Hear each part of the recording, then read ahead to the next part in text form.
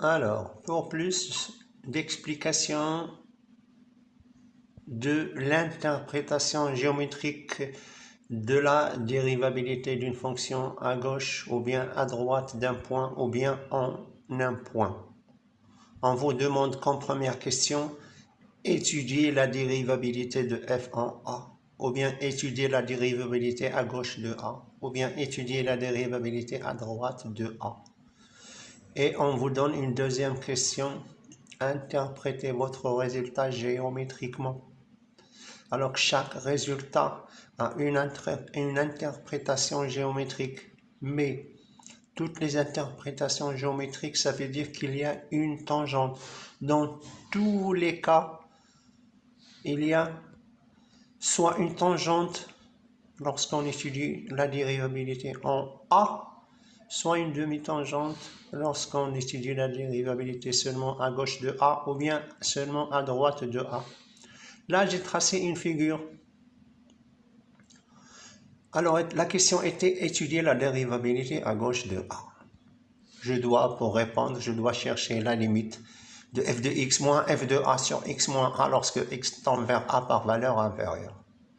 Alors, le résultat que je vais trouver, il peut être un nombre réel, mais comme il peut être l'infini. Alors, si je trouve l'infini, ça veut dire que c'est une limite infinie.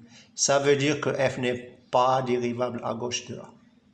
Il suffit de prendre l'exemple de racine carrée de x et étudier la dérivabilité à droite de 0. Vous allez trouver que la limite c'est plus l'infini, donc f n'est pas dérivable à droite de 0. Alors, j'ai dit, si le résultat est l'infini, la fonction n'est pas dérivable à gauche de a. Si le résultat que vous allez trouver est un nombre réel, la fonction est dérivable à gauche de a. Alors, ce nombre réel, il est soit nul, il est soit strictement supérieur à 0 ou strictement inférieur à 0. Alors, dans tous les cas, la courbe représentative de f admet une demi-tangente au point A de coordonnées A, f de A. Ça sera une de ces 5 demi-tangentes. Alors, si vous trouvez le résultat, c'est moins l'infini. Ça sera une demi-tangente dirigée vers le haut. Une demi-tangente verticale tracée en noir. Si vous trouvez plus l'infini, ça sera une demi-tangente dirigée vers le bas. Je l'écris plus l'infini. Je dois l'écrire plus l'infini en rouge. J'ai fait une petite erreur. C'est plus l'infini qui est en rouge. Alors, x tend vers a par valeur inférieure. Le résultat, c'est plus l'infini. Donc, c'est de signe contraire. Il sera dirigé vers le bas. X tend vers a moins. Et le résultat, c'est moins l'infini. Donc, c'est une demi-tangente horizontale dirigée vers le haut. Donc, si 1 a moins donne moins l'infini, c'est vers le haut, c'est-à-dire le même signe. Si de signe contraire, elle sera dirigée vers le bas. Dans les deux cas, la fonction n'est pas dérivable à gauche de a.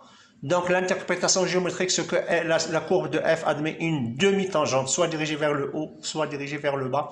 De toute façon, c'est une demi-tangente verticale. Si le résultat que vous allez trouver, limite de f de x moins f de a sur x moins a, lorsque x tend vers a à gauche, vous trouvez que c'est 0. On va dire que f est dérivable en a, à gauche de a, pardon. L'interprétation géométrique, c'est que la courbe de f admet une demi-tangente horizontale. Parce que le nombre dérivé, c'est le résultat que vous trouvez. Le nombre dérivé à gauche, c'est la limite que vous trouvez.